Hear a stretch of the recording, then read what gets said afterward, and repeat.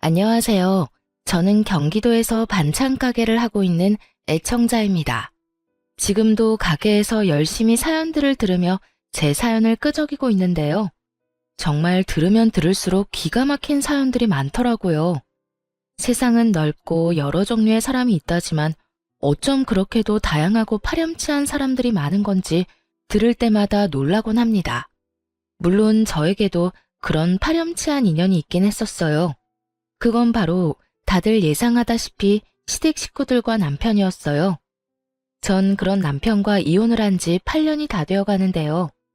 제가 어떤 결혼 생활을 했고 어떻게 이혼하게 되었는지 한번 들어보실래요? 저와 남편은 회사에서 만난 사이였어요. 전 고졸 출신인 경리였고 남편은 4년제 대학을 졸업한 회사 직원이었죠. 당시 제 나이 23살, 남편 나이는 31살. 7살 차이의 남편이 남자로 보이지 않았고 그래서 시선조차 주지 않았는데 어느 순간부터 자꾸만 제 옆을 어슬렁거린다 싶더니 어느 날엔 남편이 대뜸 고백을 해오더라고요. 희원 씨, 저 희원 씨 좋아합니다. 저하고 진지하게 만나주시면 안 될까요? 네? 저를요? 전 상우 씨 남자로 본 적이 단 한 번도 없어요. 나이 차이도 그렇고 전 아직 연애하고 싶은 마음이 없는걸요. 그깟 나이 차이 제가 느껴지지 않게 노력할게요. 그리고 연애가 정 싫으시면 저하고 밥 딱 3번만 먹어주세요. 그 뒤에도 제가 싫으시다면 다신 이런 이야기 꺼내지도 않겠습니다. 결국 전 남편과 밥을 3번 먹게 되었고 그 뒤로도 이어진 적극적인 구애에 결국 연애를 시작하게 되었습니다. 연애를 하는 2년 동안 참 좋았습니다. 중학교를 졸업할 무렵 사고로 부모님을 잃고 늘 혼자였던 제게 든든한 내 편이 생긴 기분이 들기도 했어요. 남편은 연애하는 내내 저에게 큰 버팀목이 되어주며 끊임없이 저의 행복을 응원해 주었어요. 그런 남편을 보며 이런 사람이 내 남편이 되면 좋겠다고 생각을 했고 그렇게 저흰 결혼까지 하게 되었어요. 결혼 과정이 순탄하진 않았어요. 시댁에선 고아나 다름없는 제가 반가울 리 없었고 전 그런 시댁의 반응이 당연하다고 생각했으니까요. 아들, 아무리 생각해도 이건 아니다. 아무리 며느리 자리는 좀 낮춰서 데리고 온다고 한들 부모가, 아니, 이건 좀 아니지 않니? 엄마, 그런 말 하지 않기로 했잖아. 그리고 희원이 부모님이 일찍 돌아가신 게 희원이 잘못이야. 그건 어쩔 수 없는 사고였다고 그랬잖아. 보육원에서 자란 것도 아니고 희원이 부모님 희원이 사랑으로 키워주셨고 그래서 그런지 희원이 더 따뜻하고 좋은 사람이야. 난 그런 희원이를 사랑하고. 그러니까 엄마도 그런 말로 희원이 상처 주지 마. 내가 많이 사랑하는 사람이야. 아니 이 녀석이. 하여튼 엄마는 이 결혼 좀 더 생각해 봐야겠다. 아무리 생각해도 걸리는 게 한두 가지가 아니야. 네, 알겠습니다. 저 역시 부모님이 반대하시는 결혼은 하고 싶지 않습니다.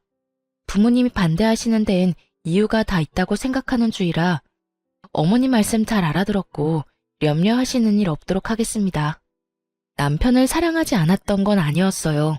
하지만 반대하는 결혼은 저도 싫었던 터라 저 역시 결혼을 하지 않겠다고 했고 저를 도저히 포기할 수 없었던 남편이 시댁과 저를 오가며 끊임없이 노력한 끝에 결혼을 하게 되었습니다.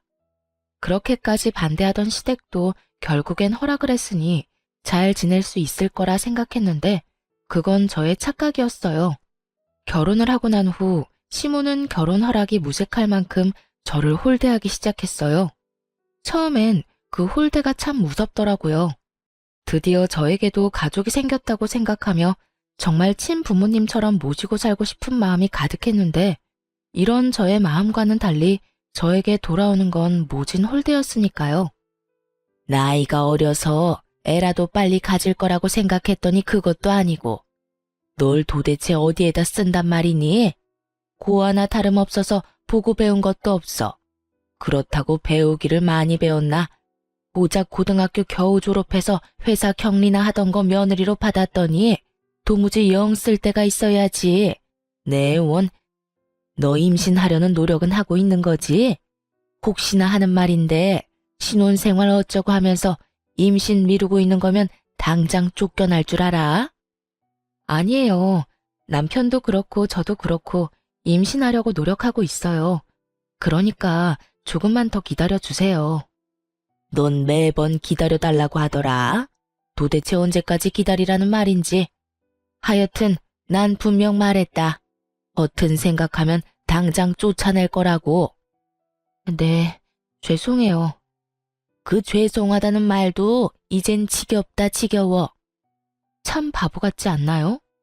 쫓겨날 줄 알라는 으름장에도 아무 말도 하지 못하고 도리어 죄송하다고 하는 꼴이 지금 생각하면 참 한심하기 그지없지만 그때 전 힘들게 가지게 된 가족이 너무나도 소중했고 이런 대우는 참으면 안 된다는 걸 알지 못할 정도로 어렸습니다. 거기에다 결혼을 하며 일까지 그만두게 되었으니 저에게 조언을 해줄 사람이 곁에 없었던 것이었죠. 그야말로 단절된 생활 속에 반복되는 홀대. 어느 순간 그 모든 것이 익숙해지던 어느 날 새로운 가족이 생겼어요. 그건 바로 동서였어요. 동서는 저와는 달리 엘리트 코스를 거친 사람이었는데 직장도 좋은 곳이라 시집 오기 전부터 시모의 사랑을 한 몸에 받았죠.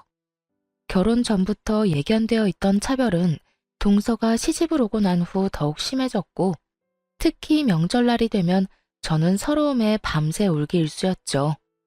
저는 명절 전날부터 시댁으로 가 음식부터 시작해서 집안 대청소까지 하느라 몸이 부서질 지경인데 동서는 시집 오고 첫 명절부터 차례 지내기 직전에 와, 밥만 먹고 바로 친정으로 가버리더군요. 돌아가기 전엔 꼭 제가 보란 듯이 시모에게 아양을 떨며 용돈 봉투까지 쥐어주면서요. 어머님, 이거 용돈이요. 아끼지 말고 필요하신 데 있으면 쓰세요. 모자라면 또 드릴 테니까요. 어머, 우리 며느리 마음 배포 큰 것 좀 봐라. 네가 맏며느리 자리로 들어왔어야 했는데 어쩌다 저런 물건이 맏며느리로 들어와서는 내가 저 물건 볼 때마다 한숨만 나온다. 에휴. 에이, 너무 그러지 마세요, 어머님. 그래도 형님이 살림은 잘 하시잖아요. 차례 준비도 그렇고 제사 준비도 그렇고 혼자서 척척 얼마나 잘 해내는데요. 그것도 못하면 그게 여자애야. 그거라도 했으니 아직 안 쫓겨나고 내 아들이랑 살 수 있는 게야. 하긴 그래도 저는 그런 형님 덕 보고 있어요. 형님 덕에 저도 명절, 제사 이런 걱정 없이 회사 생활 마음 편히 하고 있고 회사 생활 잘하니 어머님 용돈도 이렇게 많이 드릴 수 있고요. 그러니까 형님 너무 미워하지 마세요. 사람은 저마다 자기 위치, 자기 할 일이 다 있는 거 아니겠어요? 하긴 또 그렇긴 하지. 우리 바쁜 며느리 집안일이나 시킬 수도 없는 노릇이니 말이다. 우리 둘째는 어쩌면 이렇게 머리도 똑똑한지. 하나부터 열까지 마음에 안 드는 구석이 없다니까. 누구와는 전혀 다르게 말이야. 어찌됐든 얼른 가보거라. 친정에서 기다리겠어. 어차피 갈 거면서 동서는 얄밉게도 제 눈치를 살피더군요. 형님, 제가 먼저 가도 될까요? 하는 눈빛이 아닌 잘 보고 있지? 너랑 나랑은 달라. 받는 대접부터가 이렇게 다르잖니? 이런 의미가 가득 담긴 눈빛으로요. 찰나의 순간 의기양양한 눈빛으로 저를 살피던 동서는 시모에게 마음에도 없는 소리를 하기 시작하더군요. 그냥 가도 될까요? 그래도 설거지라도 하려고 했는데. 설거지는 무슨? 어디 귀한 손에 물을 묻히려고? 그런 건 다 따로 할 사람이 있으니까 그냥 가거라. 쟤는 친정도 없어서 다 정리하고 손님 맞을 거 다 맡고 집에 가도 되니까. 첫째 넌 뭘 보고 서 있니? 얼른 정리하고 다음 손님 맞을 준비해야 할 거 아니니? 둘째, 너도 얼른 가보거라. 남은 명절 잘 보내렴. 네, 어머님. 그러면 저 가볼게요. 뻔히 제가 옆에 있는데도 불구하고 제겐 인사 한마디 없이 가버리는 동서와 그런 동서를 버선발로 배웅하는 시모. 저는 점점 지쳐갔고 그런 지친 저에게 유일한 숨 쉴 곳은 남편이었는데 남편 역시 변해가기 시작하더군요. 아, 힘들다. 역시 우리 집이 최고야. 명절을 무사히 보내고 집에 도착한 제가 한 말은 딱 이 말뿐이었어요.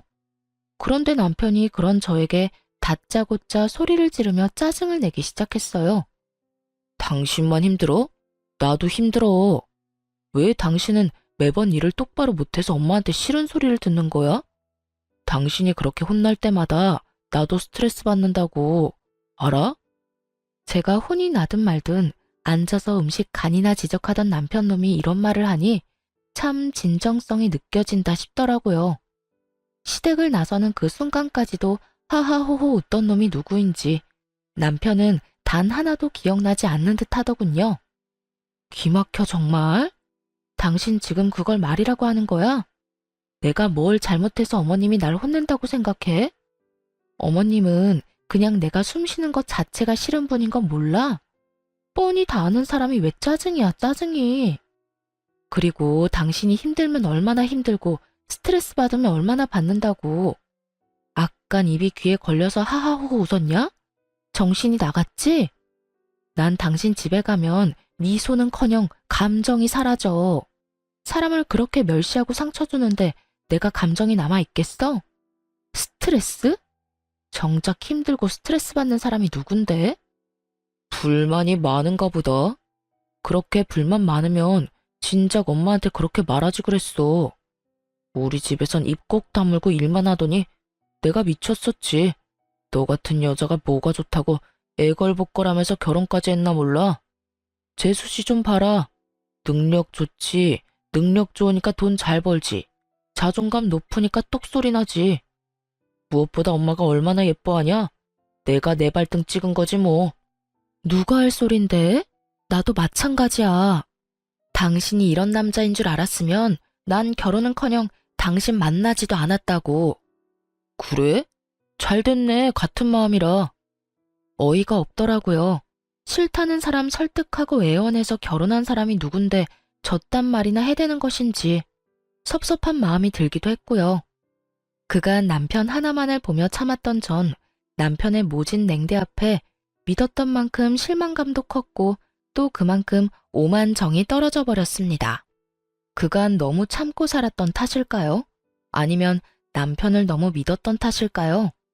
한번 남편에게 정이 떨어지고 나니 결혼 이후 처음으로 이런 가족은 필요 없다는 생각이 딱 들더라고요. 비로소 정신을 차렸다고나 할까요? 그날 이후 점점 변해가는 남편을 보며 저 역시 이혼을 고민하게 되었고 하루하루 지날수록 이혼에 대해 확신하게 되던 어느 날이었어요.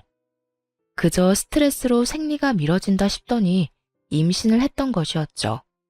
그렇게 바랄 땐 임신도 되지 않더니 이혼을 하려고 결심이 선 이럴 때 임신이라니.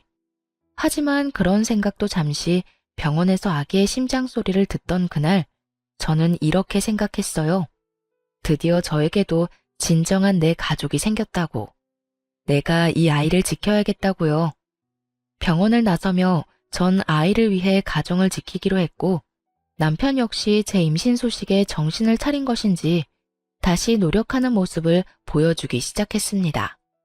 여보, 임신한 게 싫은 건 아니지? 표정이 너무 안 좋은데? 뭐? 그런 말이 어딨어. 그냥 몸이 좀 힘들어서 지쳐서 그래. 지금도 이렇게 힘든데 만삭 때는 더 많이 힘들겠지? 아무래도 그렇겠지. 여보, 그땐 내가 미안했어. 나는 당신하고 엄마하고 좀 잘 지냈으면 좋겠는데 그게 내 맘처럼 안 되니까 좀 힘들었어. 그런데 시집 온 지 얼마 안 된 재수 씨는 엄마랑 사이좋게 잘 지내니까 그게 부러우면서도 짜증이 나서 괜히 당신한테 화풀이 했어. 당신은 잘못한 것도 없는데 당신 탓으로 돌리기도 했고. 미안해.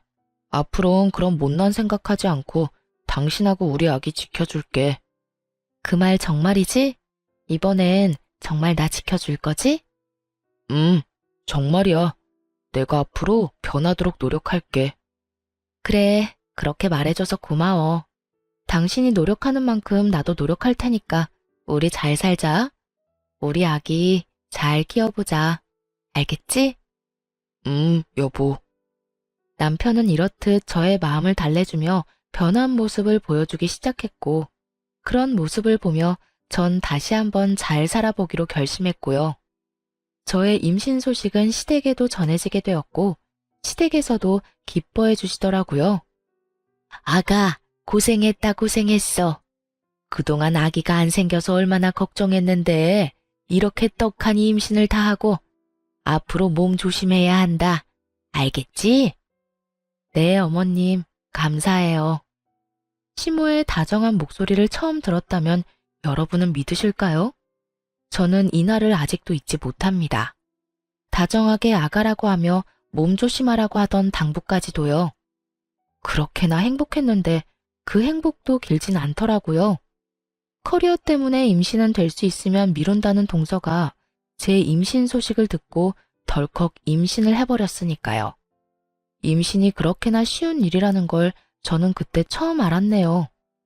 하여튼 동서가 임신을 하며 자연스럽게 임산부로서의 대우는 고스란히 동서에게로 가게 되었고, 동서는 아들, 저는 딸을 낳게 되며 차별은 더욱 심해져만 갔습니다.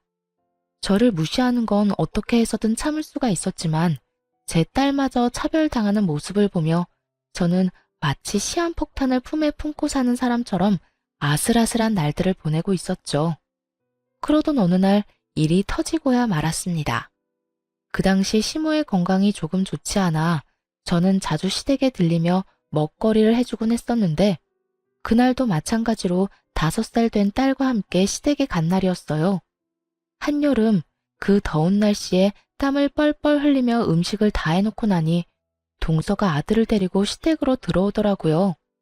조카는 자연스럽게 시모의 곁에서 놀기 시작했고, 동서 역시 자연스럽게 주방으로 들어오더니 늘 그렇듯 저에게 시비를 걸며 음식을 챙기기 시작하더군요. 어머, 반찬 많이 했네. 나 좀 가지고 가도 되죠? 마음대로 해. 어차피 반찬 가지러 왔으면서 묻기는 왜 물어? 예의상 묻는 거죠. 친정에서 예의를 가장 중시하며 저를 키워주셨거든요.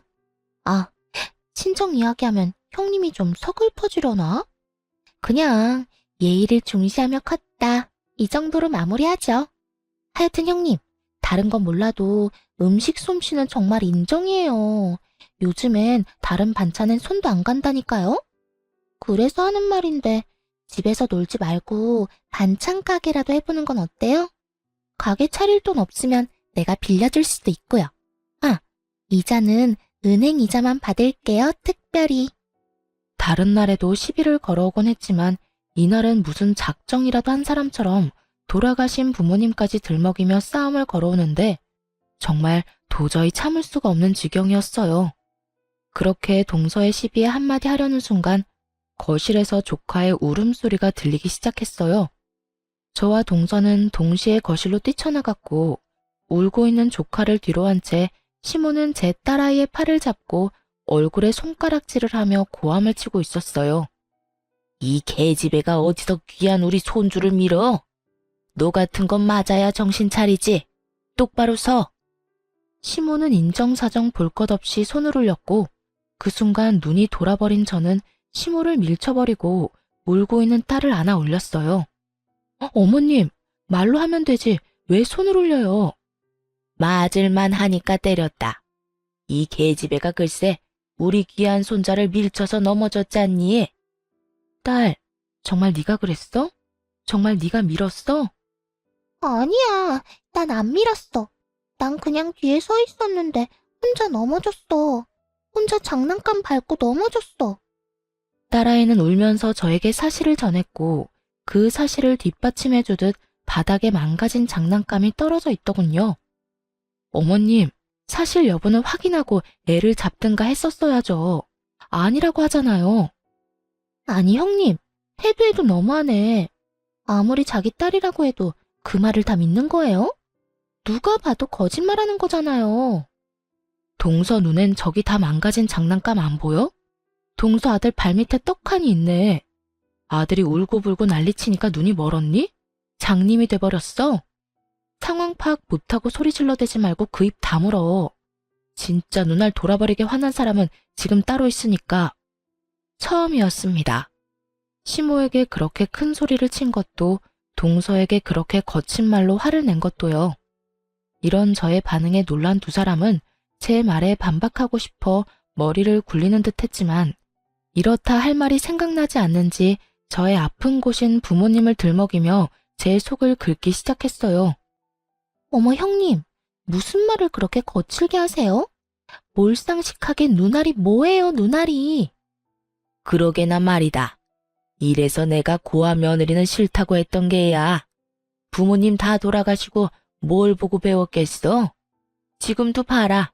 어른 앞에서 소리나 버럭버럭 질러대고 손아래 동서한테 그딴 저급한 말이나 짓거려대고. 그러는 어머님은 얼마나 가정교육을 잘 받았길래 저한테 그렇게 하는 건데요? 말끝마다 고아 타령은 기본에 만날 때마다 사람 차별하는 그거. 그게 정말 몰상식하고 저급한 행동이란 거 모르세요? 그리고 동서도 그래. 내가 그래도 손윗사람인데 몰상식? 말이 거칠어?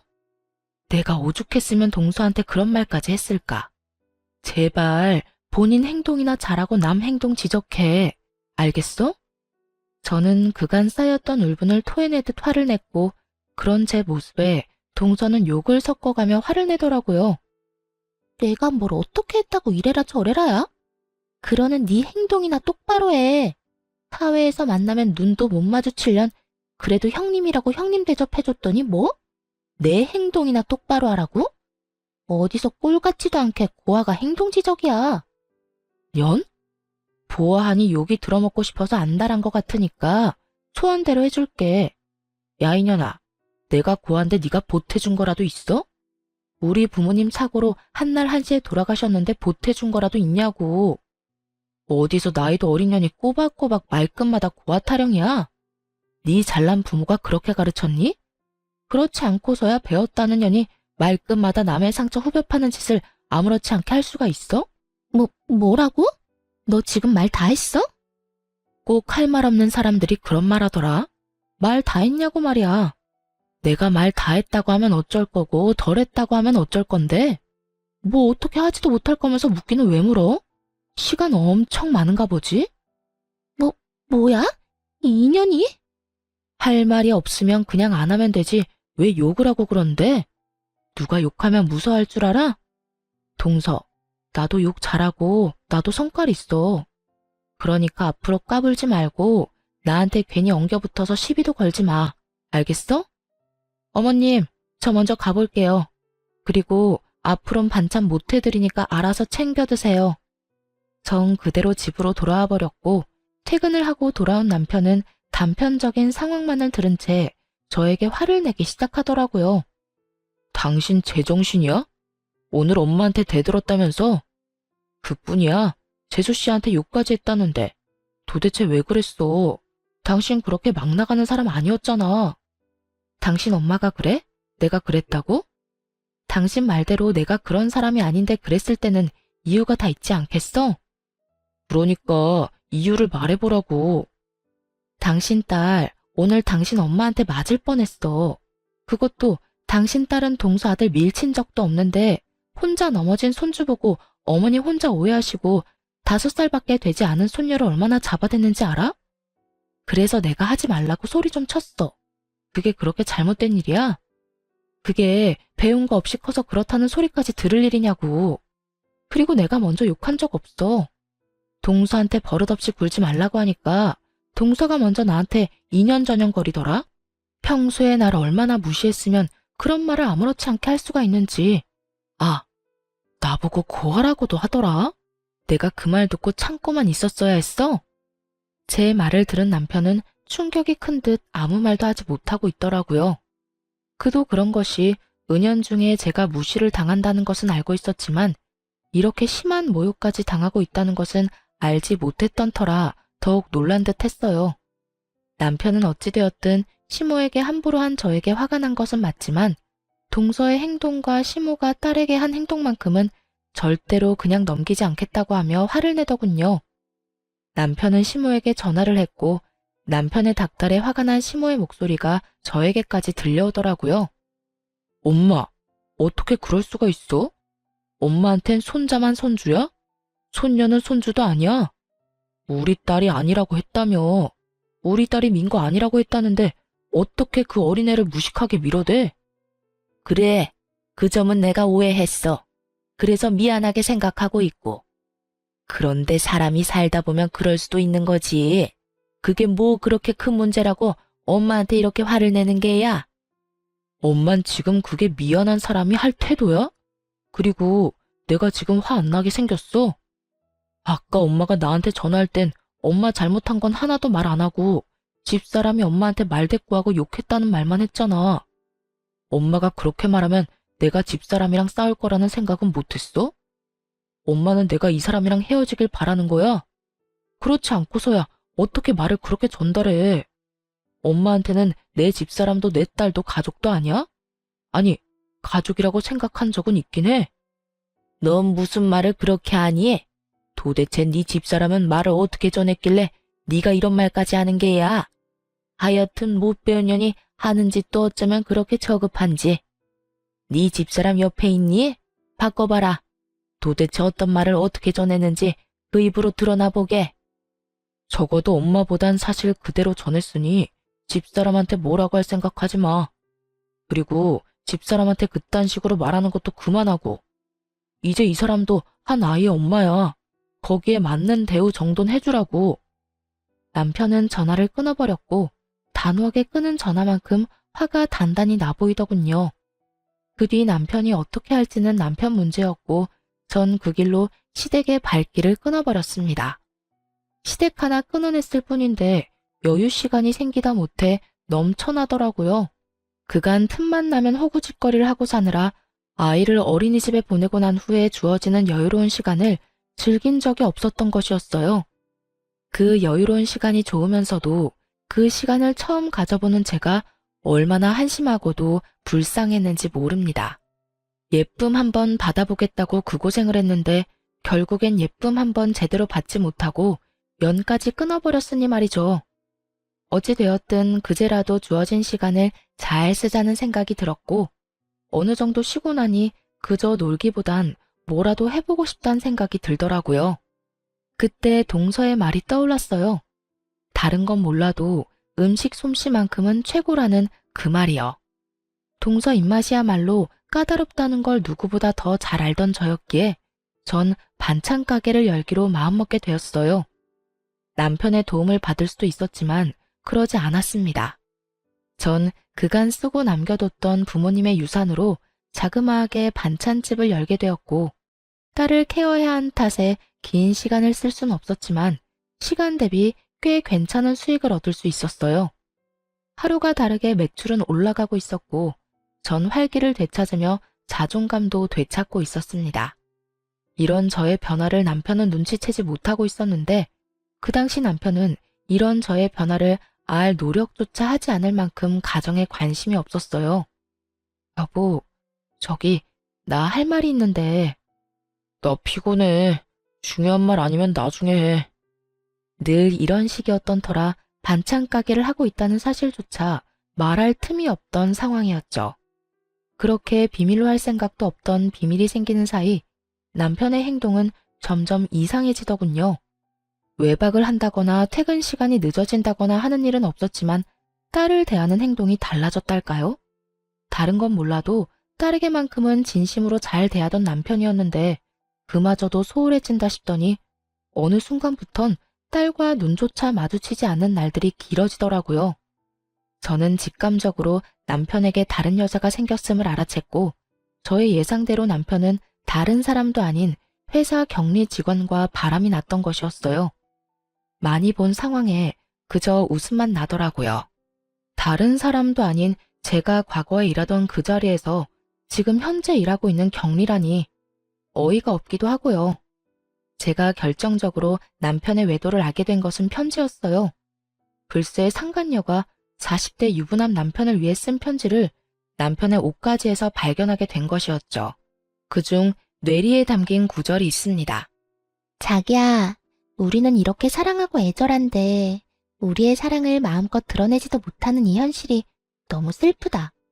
그저 우리가 조금 늦게 만나고 조금 늦게 깨달은 것뿐인데 그걸 외도라고 손가락질할 사람들이 밉기도 하고 말이야. 사랑이 죄는 아닌데. 자기도 그렇게 생각하지? 이 무슨 고귀한 척인지 모르겠더라고요. 네, 사랑은 죄가 아니겠죠. 하지만 불륜은 죄가 되지 않을까요? 이렇게 한 사람 인생을 송두리째 망가뜨리고 나아가 내 딸의 아빠 자리마저 빼앗아가는 것이 불륜인데 어떻게 그걸 죄가 아니라고 할 수 있는 것인지 손편지 귀한 요즘 세상에 편지까지 써주면서 추악한 외도를 풋풋한 연애로 포장하는 두 연놈을 보며 저는 이혼을 결심하며 이만 남편을 놓아주기로 했습니다. 어차피 자식 생각해서 이혼 결혼이었고 여자에게 미쳐서 딸에게마저 소홀한 남편은 저도 필요가 없었으니까요. 증거야 남편 놈의 휴대전화를 통해 차고 넘치게 확보한 상태였고 남편에게 이혼 통보를 하던 날 남편의 반응이 저의 마음을 더 확고하게 해주었어요. 이거 좀 볼래? 이게 다 뭔데? 뭐긴 뭐야. 당신이 다른 여자가 생겼다는 증거들이지. 알아보니 당신 회사 경리더라? 어디서 많이 본 장면 아니야? 내가 그 자리에서 일할 때 당신이 나한테 한 말 나 아직도 기억해. 다른 건 몰라도 가족 없는 외로움을 느끼지 않게 든든한 가족이 돼준다고 했어, 당신. 이런 게 든든한 가족인지 미처 몰랐지 뭐야? 도대체 언제부터 알고 있었던 거야?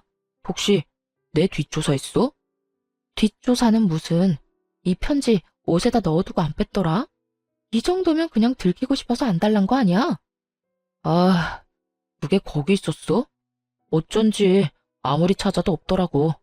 아, 다 됐고. 그래서 이혼하자고? 그래, 해, 이혼. 차라리 잘 됐어. 나도 당신이랑 계속 이대로 사는 게 맞나 고민했거든. 이참에 이혼하고 새 출발하지 뭐. 아 참, 애는 내가 키운다. 뭐? 네가 뭔데 애를 키워. 바람나서 이혼하는 주제에 헛된 기대하지 말고 조용히 위자료나 내놓고 빨리 이혼할 생각이나 해. 참나, 너 내가 애 주면 키울 능력이나 돼? 왜? 너처럼 구질구질하게 키우게? 나는 그 꼴은 못 보겠는데 어떻게 하지? 경력 단절이라 취업이 되길 하겠어. 그렇다고 능력이 되기래. 괜히 한순간 잘못된 선택으로 애까지 고생시키지 말고 내가 키운다고 할 때 순순히 내놔. 애가 물건도 아니고 물건 달라는 듯 내놓으란 남편을 보며 정말 갈 때까지 갔구나 싶더군요. 무슨 일이 있어도 딸만큼은 포기할 수 없었던 전 사실 반찬 가게를 하고 있음을 이야기해 주기로 했죠. 그딴 걱정은 하지 마. 당신이 바람 피우면서 정신 못 차리고 다니는 사이에 나 가게 열었어. 반찬 가게. 뭐? 반찬 가게? 무슨 돈이 있어서? 당신 혹시 나 몰래 딴 주머니 찼어? 야, 딴 주머니 찰 돈이나 주고 그딴 소리를 해. 겨우 생활만 가능한 돈 주면서 생색이란 생색은 다 냈던 거 기억 안 나나 봐? 내 가게에 당신 돈 땡전 한 푼 들어간 거 없으니까 괜히 침 흘릴 생각하지 말고 내 돈벌이는 내가 충분히 하고 있으니까 양육권이나 포기해. 네가 포기해. 반찬 가게 그거 해봤자 얼마나 번다고. 언제 망할지도 모르는 반찬 가게 뭐라고 내 딸을 데려간다 만다야. 망하라고 아예 고사를 지내지 그래? 어찌됐든 다른 여자의 미친 남자한테 나 역시 내 딸 보낼 생각 없으니까 그냥 소송으로 해결해보자. 둘 다 포기가 안 되면 소송이라도 해야지. 이렇듯 남편과 전 한치의 양보도 없었고 결국 소송으로 양육권을 가져오게 되었습니다. 큰소리치던 남편은 양육권, 재산 분할, 위자료, 그 어떤 것 하나 자기 뜻대로 되지 않자 항소했지만 그 역시 결과는 같았습니다. 상간녀 소송 역시 큰 금액의 위자료를 받을 수 있었고요. 그렇게 이혼하고 난 후 1년 가까운 시간 동안 저와 딸은 평화로운 날을 보내고 있었어요. 딸 역시 이혼을 하고 난 후 제가 더욱 집중해서 돌볼 뿐만 아니라 더 많은 사랑을 쏟아주니 더욱 안정된 모습을 보여주더라고요. 그렇게 딸과 행복한 시간을 보내던 어느 날 동서에게 전화가 오더라고요. 그간 연락해온 적이 단 한 번도 없었던 터라 무슨 일인가 하는 마음에 전화를 받게 되었습니다. 무슨 일이야? 형님, 요즘 왜 이렇게 연락이 뜸하세요? 무슨 일 있으세요? 아주버님도 그렇고 형님도 그렇고 연락도 없고 시댁에 오지도 않아서 전화해봤어요. 말하는 꼴을 보니 제가 이혼한 것을 전혀 모르고 있는 듯 했어요. 이혼을 했다고 해야 하나 고민하지 않은 것은 아니었지만 괜한 말을 했다가 말이 더 길어질 것 같아 그냥 전화를 끊어버리려던 순간이었어요. 아, 그래? 아무 일 없어? 동서도 아무 일 없지? 그러면 나 바빠서 이만 끊을게. 앞으로 무슨 일 있으면 동서 아주버님한테 전화해. 나한테 하지 말고. 그러면 끊어? 잠깐만요. 형님, 제 말 좀 들어보세요. 뭔데? 할 말 있으면 빨리 해. 상황을 보아하니 형님 아직 모르는 것 같은데 어머님 지난주에 쓰러지셨어요. 아주버님껜 연락드렸는데 찾아오기는커녕 연락도 없어서 형님한테 전화한 거고요. 이럴 때 병원이라도 와서 병시중이라도 들어야 어머님께 점수라도 따지 않겠어요? 다 형님 생각해서 연락한 거니까 저한테 고마워하라고요. 이게 보자 하니까 정말 사람을 호구로 하나? 본인이 병시중 들기 싫어 저에게 떠넘기려고 하는 수작이 뻔히 보이는데 저딴 식으로 말을 하니 웃음이 다 터져 나오더라고요. 동서는 나를 정말 호구로 생각했구나. 호구라니, 제가 언제요? 지금 하는 꼴이 그렇잖아. 지난 1년 동안 안부 연락 한 통 없다가 어머님 쓰러지시니까 연락해서 뭐? 이럴 때 잘 보이라고?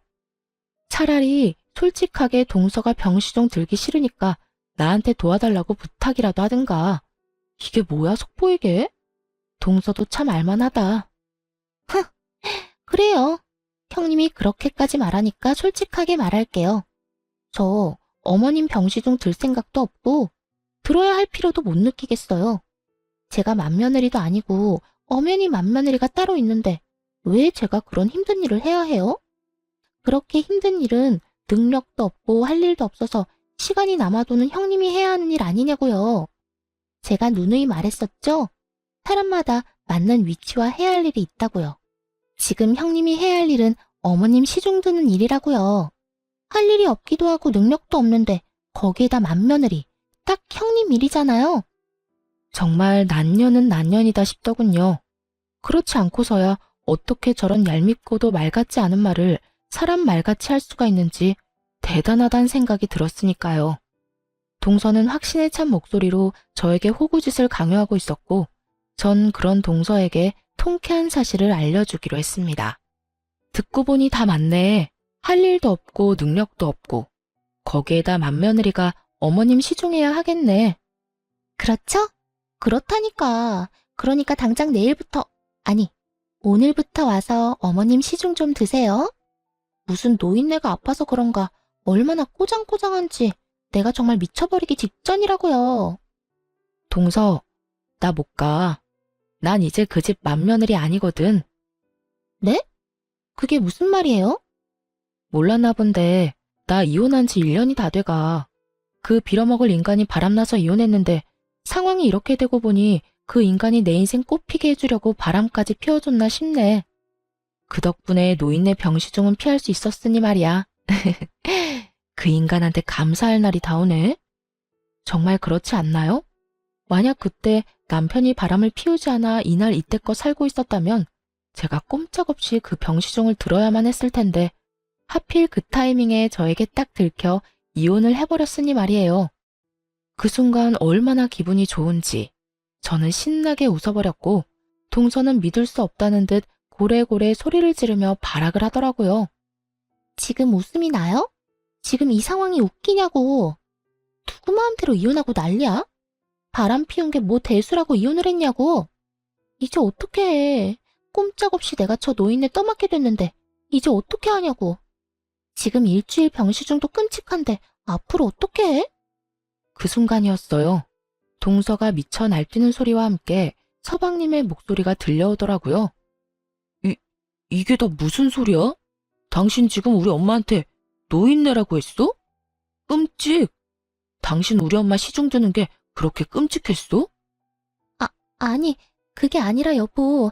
내 말은 그게 아니었어. 두 사람이 다투는 소리가 들려왔고 전 전화를 끊어버렸어요. 평소 전시모라면 끔찍하던 전시동생이니 그 끝은 뻔하지 않겠어요. 그 후론 한동안 조용하다 싶었는데 반년쯤 지났을 때 전 남편에게서 연락이 오더군요. 그 당시까지 남편은 딸아이를 한 번도 보러 오지도 보고 싶다는 말조차 없었지만 혹시나 하는 마음에 연락할 방법은 열어두었던 것이었죠. 아무리 제가 이혼을 했다고 한들 제 마음대로 천륜을 끊을 수 없는 것이기도 했고 딸아이가 아빠가 보고 싶다고 한다면 언제든 만나게 해주고 싶었으니까요. 전 남편의 연락에 저는 오로지 딸을 생각해 전화를 받게 되었고 전 남편은 이러한 제 생각과 기대를 저버리기에 충분한 인간이었습니다.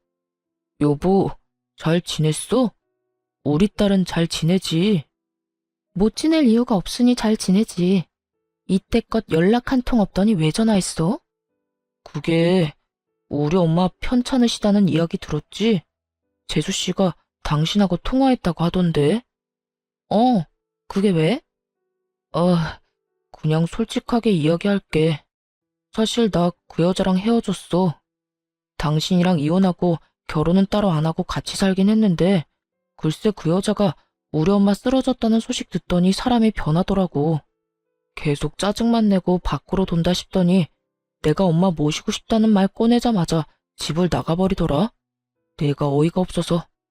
자긴 누구랑 달라서 가정교육 잘 받았다고 그렇게 자랑처럼 말하더니 그게 가정교육 잘 받은 사람의 태도야. 하여튼 그 여자 회사까지 그만두고 도망갔어. 그런 이야기를 왜 나한테 하는 거야? 설마 나한테 뭐 동정심 같은 걸 바라는 거야? 설마 양심도 없이? 동정심을 바란다고 해도 양심도 없다고 생각했을 텐데 전 남편은 생각보다 더 파렴치한 인간이더라고요. 동정심은 무슨. 우리 다시 결합하자고. 나 다시 당신한테 돌아갈 수 있어. 당신 나 아직 사랑하는 거 다 알고 있어. 그러니까 아직 전화번호도 안 바꾸고 내 전화 기다렸다는 듯이 받은 거 아니야? 착각도 유분수지.